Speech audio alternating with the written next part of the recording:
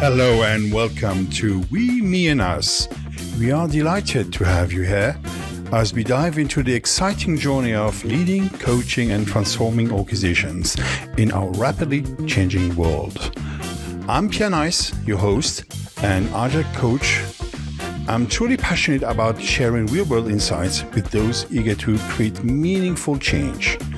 At We, Me and Us, we're all about exploring new tools and perspectives that inspire impactful transformation. Let's embark on this journey together.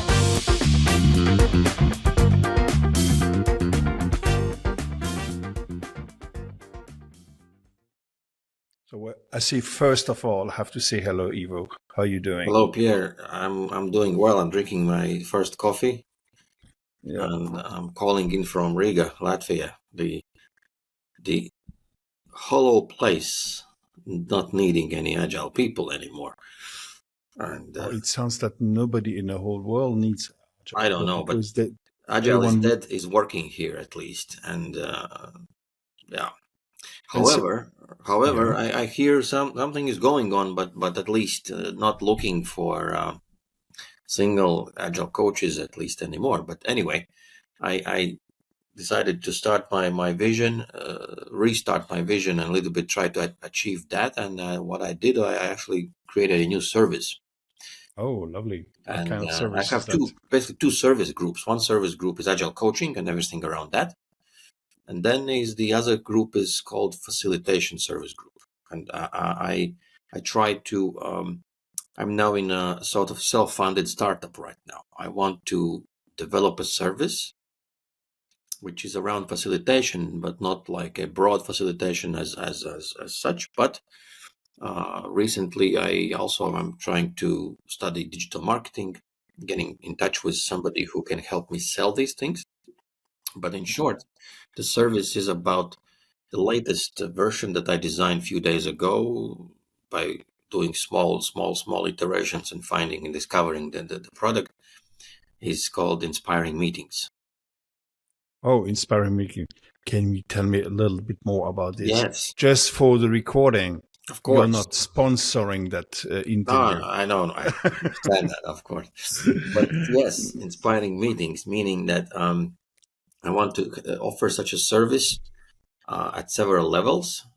First is, so what it is, Inspiring Meetings. Inspiring Meetings is something that I have experienced myself with for many years.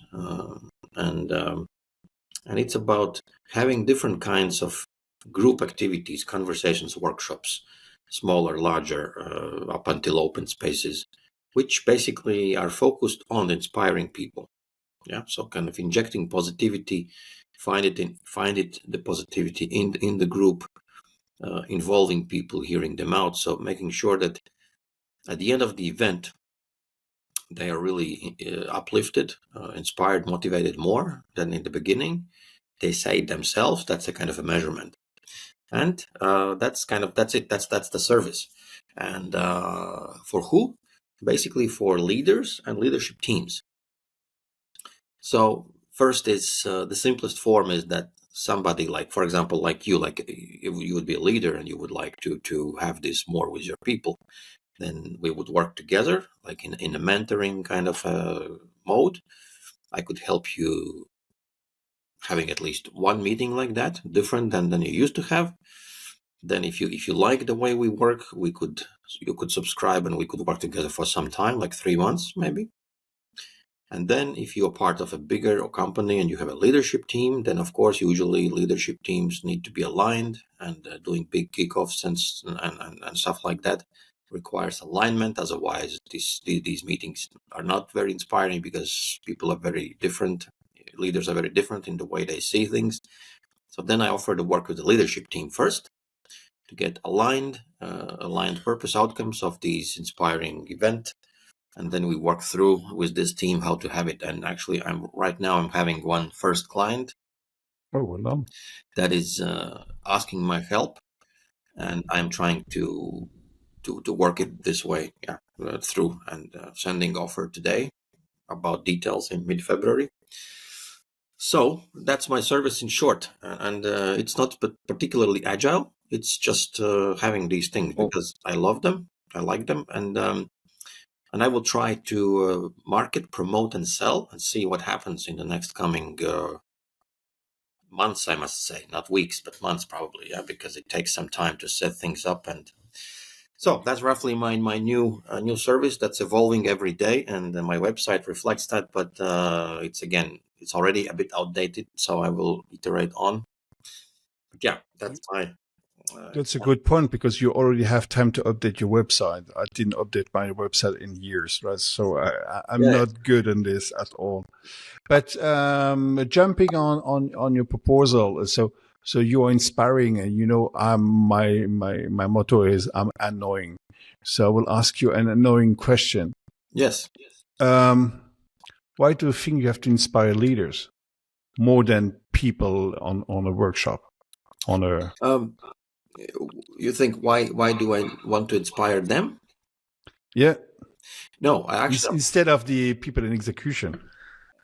No, I mean I don't want to inspire leaders. I rather want, if they want to inspire their people, and they want to inspire more inspiring events, like more inspiring, then I can help. That's the point. Good. So you do workshops, facilitation to inspire people to become inspirators. Basically, yes. Because that's good. I know how to do that myself. I've done when I do workshops, I try to build them this way. No matter what I do, is it a training or is it something else? I try to make them, so I design them basically, using my specific approach that I've developed, and basically, I want to help others try to do that.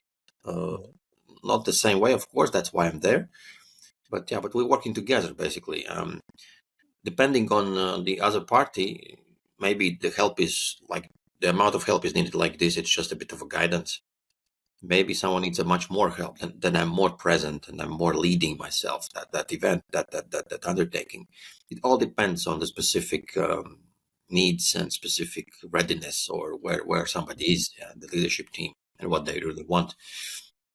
So. In that sense, yes, and then through them, I broaden this kind of power to the bigger groups of people. So, why I do this? My longer story is very simple. Organizations do lots of different meetings, smaller, larger.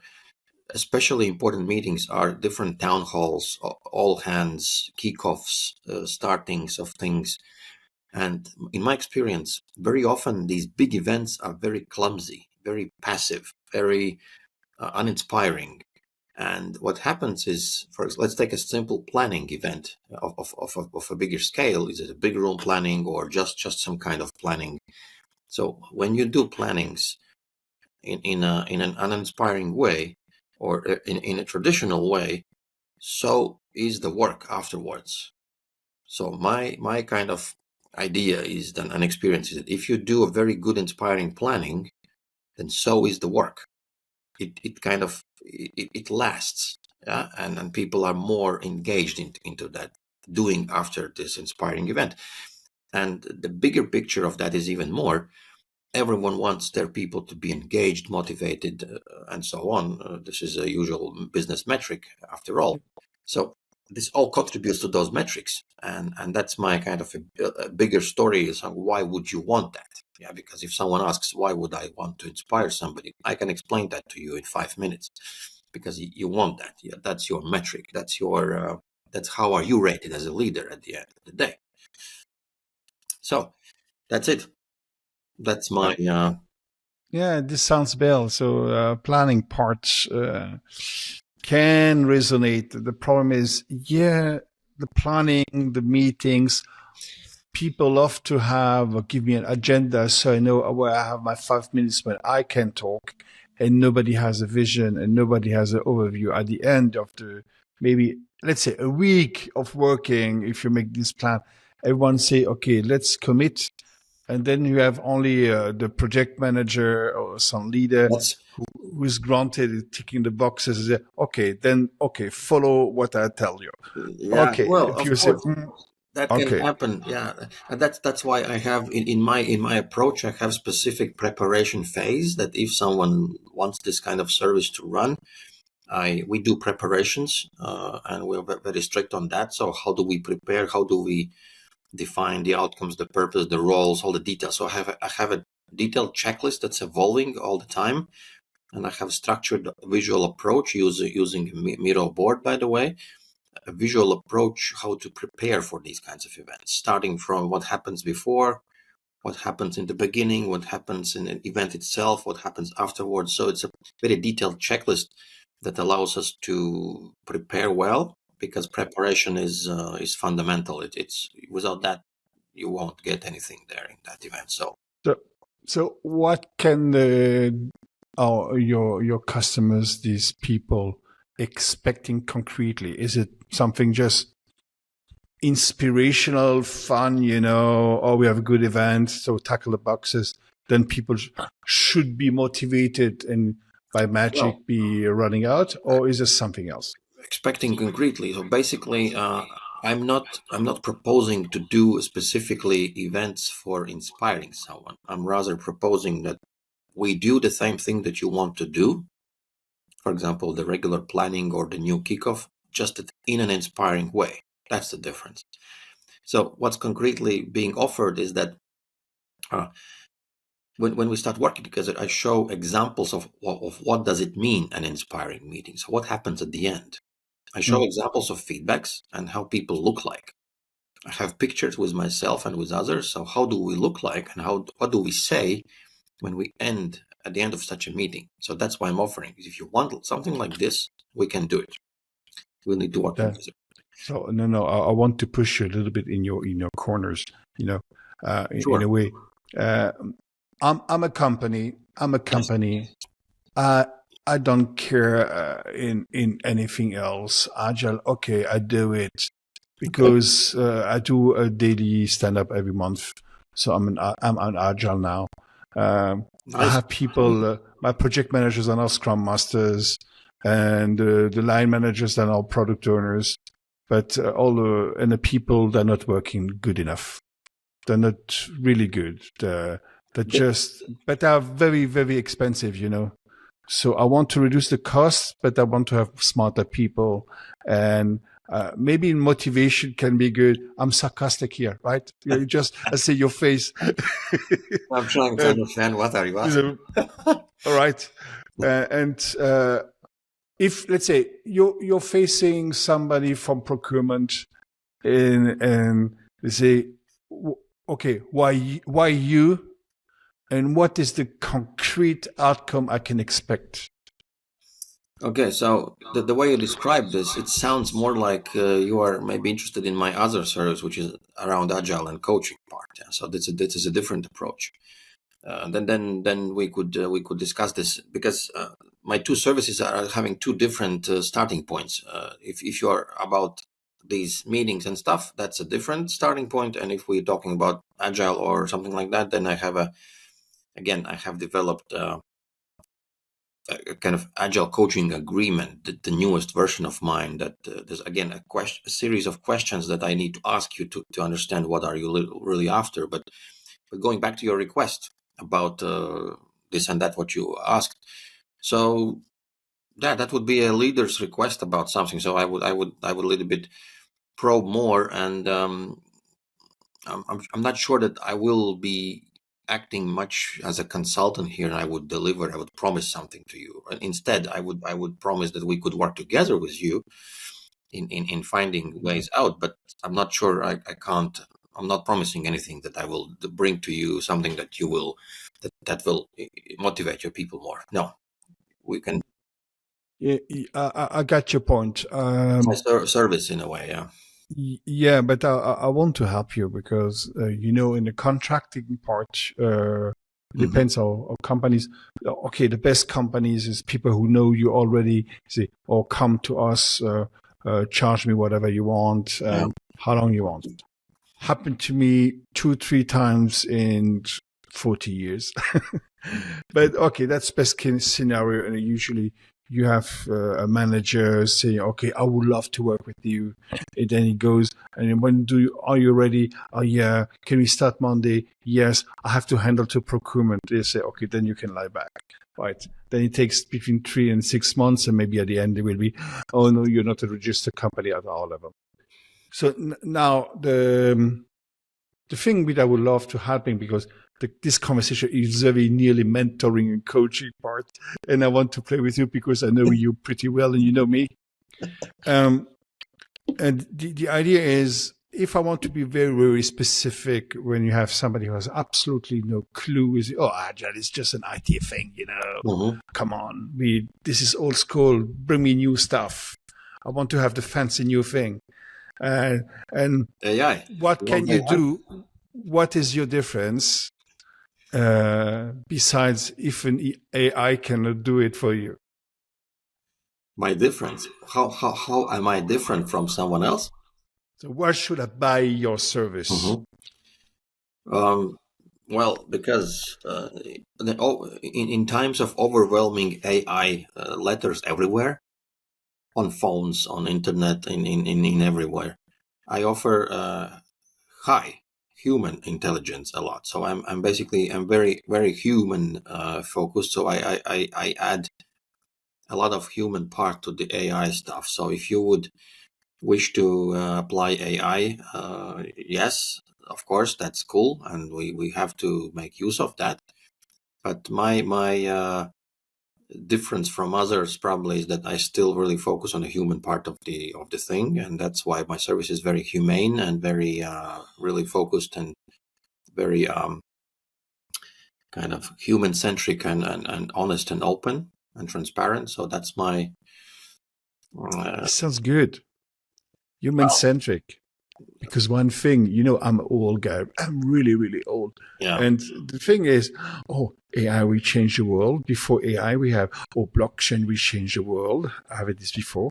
Before blockchain, I have big data will change the world. And then before that, we had a lot of other things. So CRM system change the world. IT will change the world.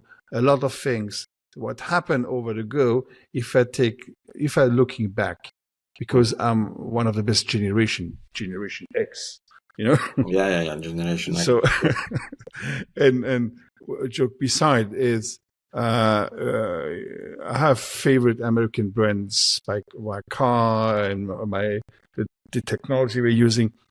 If you pay more to get a new iPhone, and the only difference between the new version and the older version is the new is able to have AI with services which are still not ready. See how seriously? And maybe, we have a brand new version. This is the brand new, has a new color purple. Let's say, what the heck, right? And are we doing a right new thing? I'm not able to change the design of my car. So with 10 years, but we're market leader. See, sorry, this is bedtime stories. So change is you change. So we know. So just to say this long sentence to say, what happened when AI becomes obsolete? Mm-hmm. The only remaining factor are the humans. They are still here. Exactly, and that's nice the way you put it, because that's I can use this as part of my. Please do. Yeah. But Pierre, actually, I have actually some questions to you too, and go ahead. I want to ask. So we are in different parts of Europe, and this Agile is dead topic is around for some time, popping up here and there. I was even in one conference a few months ago in Tallinn, in Estonia, and in Lithuania first, and then there was even this topic in the opening speech. And of course, I referred to that topic in my workshop. But I want to ask you, first question is, what do you think about this Agile is dead and how it looks like at your end of Europe? This is one thing. And second thing is very, very concrete and personal to me. I am now in a phase when I'm looking for ways how to collaborate. I'm not really interested in staying inside one organization anymore. I want to work finally as a freelancer, or call whatever.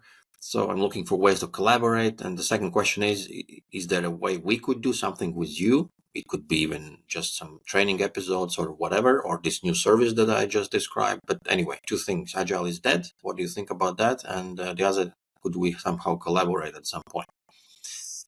Just let's remove the pain points. Collaboration with you, absolutely, Ivo. We know each other. Used to work with the same company. Yeah. We know each other pretty well. It's not knowing only. As I said, really, Ivo, your example maybe for Symfony, you like a person because of the positive parts, and you love them because of the negative parts. I know your positives and negatives, and you know my positive and negatives, right? So yes, indeed. You say, Pierre, can we do something? Yes, let's do it, because I don't know, right? And there's a people I trust. I know how your brain is working, how you're thinking. Fine, can we have a collaboration? Then maybe it can work one time, maybe not. Then I will hand it over. I only work this way since over the last 20 years. It's network. And I just work with people I trust. It's impossible because a facilitation, you have a scenario, you have this kind of story. The rollout of the training is same, and then you have similarities in blocks, and you adjust it. This is what I do with at least since the last 8 months. We are changing continuously for the whole hour because based on this and this adjustment, and you need feedback. Then on a topic, Agile is dead. This is just for me very stupid topic. Okay. Honestly, it's very stupid, and absolutely annoyed because you have big voices of Agile that say, "Oh, Agile is dead. Is now agility." Agility is how you train dogs and horses. What we're doing here is agility.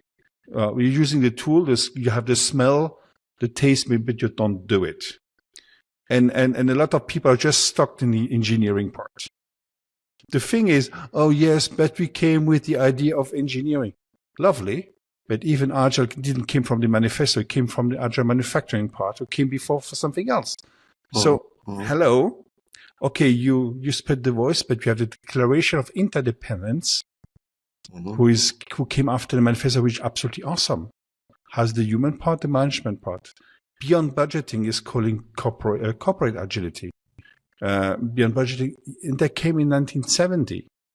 So Agile per se as engineering is maybe dead. Yeah, because has moved from the USA to India and China, maybe India. And because you want to have low wages people, say shame on you, right?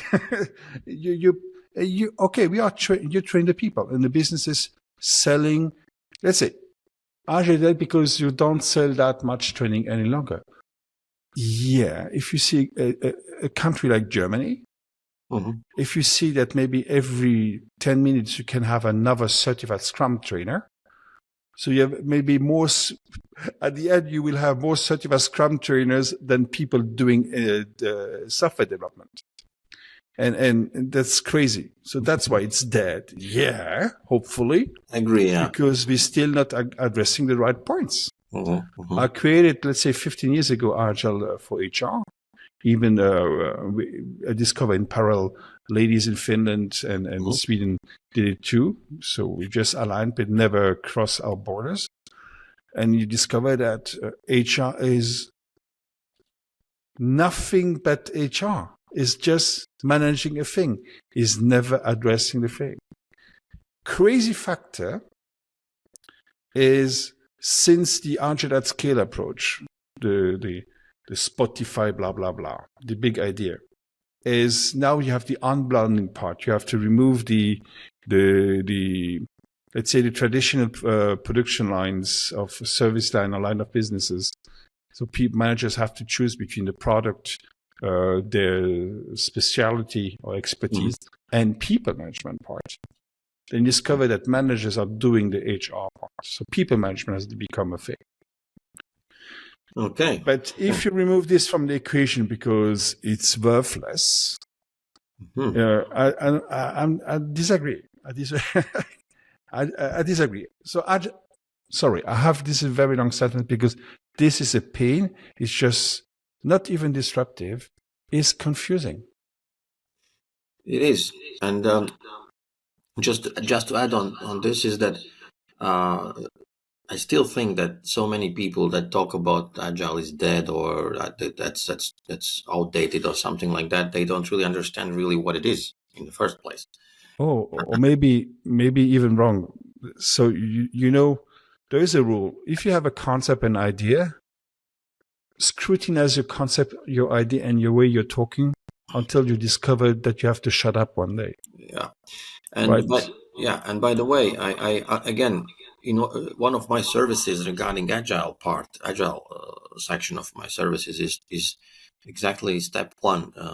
If a leadership team has decided to start with it or restart or a little bit kind of return to that topic, then I have special alignment set of sessions about understanding this thing agile and how they fit into that themselves first. And then, depending on outcome of that, we either work or not, because I'm done trying to convince or Oh, you teach. should not. Yeah. So therefore, I give you another example. I never implement Agile. yes, and Never. It's not the goal. The goal, you have a problem. And by the way, I want to show you something that I just created another post recently. Again, don't know if you read it, but you know that people are more aware of Patrick Lencioni's Five Dysfunctions of a Team, the famous book. Many people know it. Many quote it and even use in trainings. So actually, I mapped this pyramid, his pyramid, to Agile Manifesto principles. Do you want to see that? Oh yeah, please do. Can I share a screen? You should be able to doing it. Screen. Let me choose. All right. Let me know if you see. I see it. So you see, basically these two triangles. This is on the left side. You see the classical Patrick Lencioni's Five Dysfunctions of a Team. Yes. Just rewrote it, redraw it basically. Mm-hmm. And on the right side, I mapped the 12 principles. Mm-hmm. Not the values, of course, but the principles, because those are kind of explaining more what's behind that. So, and what do we see? We can easily see that principle number 5 and number 11 very well fit into the trust part. Yes. Then 4 and 6 about, I didn't put the full sentences of the principles, just the beginning. Yes. So 4 and 6, working together face to face, is this conflict part. In other words, if we are not trusted, or we don't trust each other, or we are not able to self-organize, or not given the chance to do that, we start to fear working together. We fear face-to-face. We don't want to discuss things. We are just like fear of conflict. We are afraid to go up and have these conversations that we need. Indeed. This, according to Patrick, moves us to the lack of commitment, which is principle 2, 9, 8, and 10 at least, which is welcoming a change, technical excellence, working technically well, sustainable development, working like in a good pace together, simplicity, doing things simple, not overcomplicating. Yeah, these at least principles there. Of course, when it's not there, then that leads to avoidance of accountability, which is principle number 12. Avoidance, basically, it's becoming better, retrospecting, reflecting, and trying to become better at what we do. Because if we don't see the previous things don't matter to us, then we don't matter to become more important, more better over time. And at the end of the day, inattention to results is we don't satisfy customer, we don't have working product frequently, we don't measure progress by working product, and that's it, and we're done. So in a way, the point of this visual is just to make sure that Agile is no further than this triangle of Patrick. It's the same thing. It's just described differently, but the essence is still the same. Yeah. And the third triangle is something else, just like how to do, where is what, but that's not so important at this point. So that's my kind of a visual that I draw when I woke up one morning. Yeah, this is quite interesting. It's interesting. Will I use it? Maybe not. No, but this is sorry. This is Yeah. copyrighted. You can't use it. Nah, it's easy peasy. Come on. I'm joking. Copyrighted our world, forget it. Yeah, I'm joking, of course. It's You have famous books where just copy and paste with and rebranded items, and you change the design, and this is your own, and I make quite very good business with that. Nah, okay. So even though if you have the humility, not the humility, just to be aware that most of the things you come out is not really new, but a way how you combine activities are quite interesting. I would say this can be an interesting workshop in your facilitation approach. yes. This basically is a coaching tool. It's a Yeah. part of training. It can be. I mentioned about this upcoming client. That they want this. We will learn open space basically, and then they are in the front of Agile change. They have already signed up with some agency, with some coaches, but not me. So I will be the warm-upper in a way. So I will intro them to this Agile. No, but no, you're not the warm up. You're the master, Yeah. and the others are just the, let's say, low budget, because we don't really, but we tackle the boxes. Yeah. Well, anyway, but they are not. I'm not part of their transformation. But it's just that I am joining, and I might use this picture in the first part of the open space just to when I talk about this. But let's see. I'm still working on that. So, but yeah, there's at least few scenarios then this can be used, and I think it's not too. I found a way for myself to easily explain to somebody. So if you want to understand what Agile is in 10 minutes or 5 minutes, this is the picture. Yeah, take the Lencioni's book and map it to the manifesto principles. It remembers the workshop we delivered together to have introduction to Agile with all the onboarding part. When you have this exercise, put the boxes into an area. Yeah. So like you can have, I think it is something very similar. It's quite interesting. Yeah. It's an interesting angle. Is that now if you have to deliver this to, let's say, somebody from academia, this will be a little bit more challenged, right?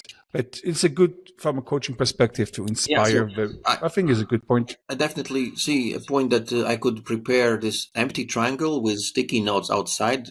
Oh yeah. Each principle one note, and then asking like, okay, guys, move this into the pyramid, and then show the kind of right answer, like my answer at the end, so kind of shifting. On the very, very, very right answer, we don't know, but it's quite interesting. Yeah. Now, but what you see here, what you mention here is the element. Coming back to the former question, is Agile dead? Yeah. And you're coming up. I'm still astonished about how the Agile manifesto was very well designed. There's a quite very interesting points in it, and I believe, to be honest, I think a lot about this question without being just pissed off, right? Because how dare are you coming with this question?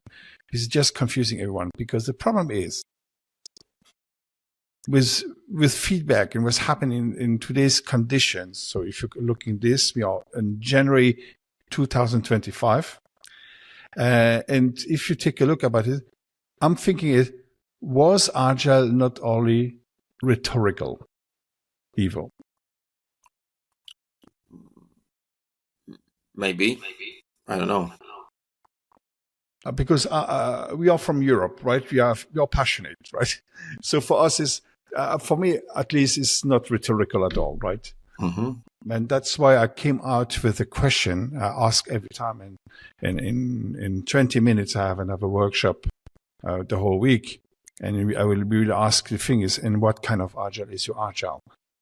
When you ask people, which is not even coming from IT, because it's not covering only IT, is how we work. And I want to relate to Scott Ambler, and he mentioned it's a way of working.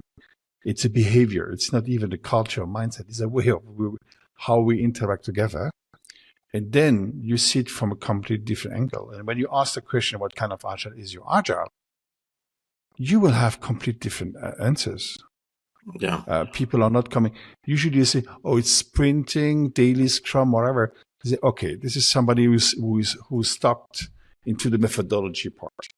That if Yes. you talk to the hearts and to the bellies and what kind, then people are coming with fascinating answers like, oh, I'm able to say whatever I want. I can use my full potential. Yeah. And This is crazy, right? I want to show you the third triangle, which is what to do about this is reverse hierarchy picture, which is showing which space is for who. Then basically the bottom, the pyramid, the bottom of the triangle, the pyramid this is the leaders and managers space is to make sure that this trust is there. Yeah, it's evolving. It's there. The conditions are, and then the other levels are for the people, for the employees, and then at the end of the pyramid, the customers will be benefiting from all of that. But this will be challenged by the shared leadership approach. Well, maybe yes, but anyway, things start somewhere, and this is where it starts. There's always somebody at the top or bottom in this picture. Like any company has a small leadership team, at least a couple of people, 3, 4. Oh, and it starts there, no matter what. It's the sponsoring. If you don't have, good point, very good question. I mean, if you can share leadership, but that's the second step. First step is the small core group. If they're not at the bottom and they're not promoting these fluids of trust into the crowd, then it's not going to work. And that's where I focus myself, with this small core group. Are you guys clear about this? If not, then we need to work with you first. So that's in short all what I do in three pictures, including meetings. You're doing a lot. And you're only limited to Riga, Latvia. Because you're definitely not fluid in English. No, yeah. But anyway, I'm looking for ways how to help with this. I will now. I have this collaboration with some digital marketer here that has a nice. It's his service basically, how to define a product in meta system, how to use promotional advertisements, how to find real clients that match your service. And yes, it sounds like a bit of a selling thing, but I think that's what I want to try, because I feel that I could find relevant people to what I offer this way, because like I asked you, can we collaborate? So I don't have so many people to ask for that, and that's just and I wouldn't like to end up again in some big organism with a contract being busy for 10 hours a day. Yeah, but sometimes you have to work for your living, right? I still remember the good old times, and even my wife telling me, Pierre, Scrum is good. What do we eat Monday, right? Yeah, I know. So sometimes you embrace, but yeah, I'm open to collaborate. I don't have enough business leads yet, but this is usually what happens. I'm also in a big challenge this year. I want to scale up my company, so I have to step back because I'm getting really old. But I'm still very, very stupid. And but the way, so you're in Riga, but I'm located in Zurich. But barely I work everywhere. I don't limit my location. I had people in Chile, in Peru, in Australia, in US. It usually is, how can we work together? And the big topics actually is, let's say since the 2-3 years, the main topics in transformation, what people are calling me is, oh, Pierre, we have a big problem. Our customers is not happy, and the quality is really bad. And the people we are working with, they are not proactive. Right? Yeah, this is the typical. And usually that's the question. That's usually not These are not even the symptoms. These are anecdotes. Usually there's something else behind. And you discover pretty rapidly. And then you say, and we have, let's say, I'm in Riga, you're in Riga. Let's say Riga and Zurich have to talk together, have to work together. How can we manage this? Or then you put one Agile coach in London, a product owner in New York, and you believe by magic this will happen. Yeah. And you know what? It don't. I had a crazy feedback from my current customer. We had people in Kiev, team in Kiev, and had a very good Scrum Master. He's from UK. And in discussing with these guys in Kiev, they say, we are not happy with our Scrum Master. He's not good. You say, why is not good? Then he discovered, oh, can I maybe ask you a question?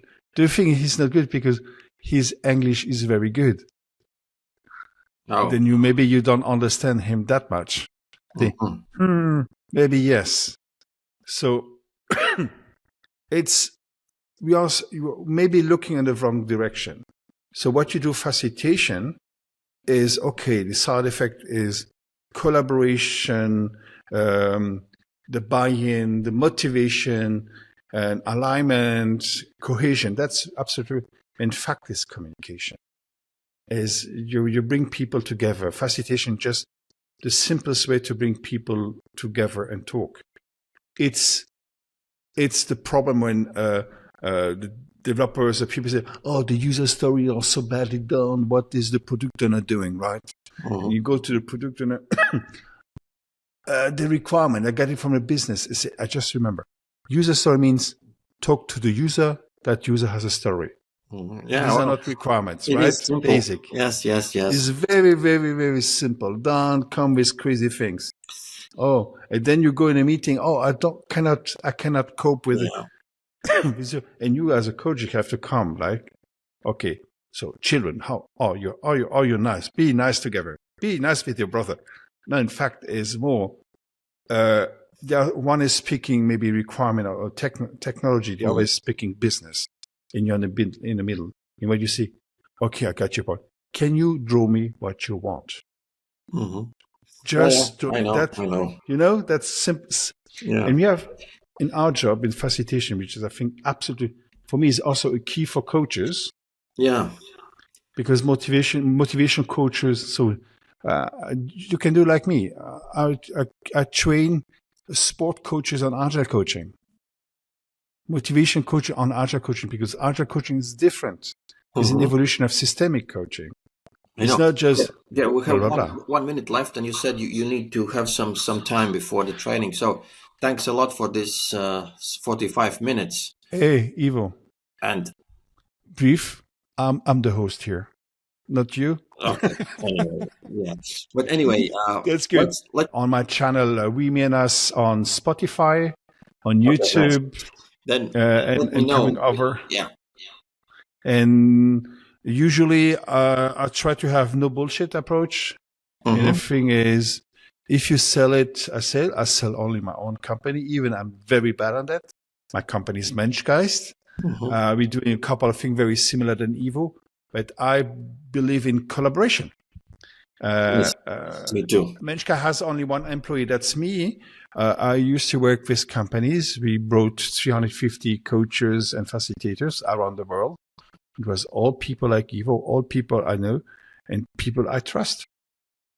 Okay, then my last words before we end today is that I wish we could help have more inspiring meetings like this one, but at a bigger scale, because that's important, and I would like to support.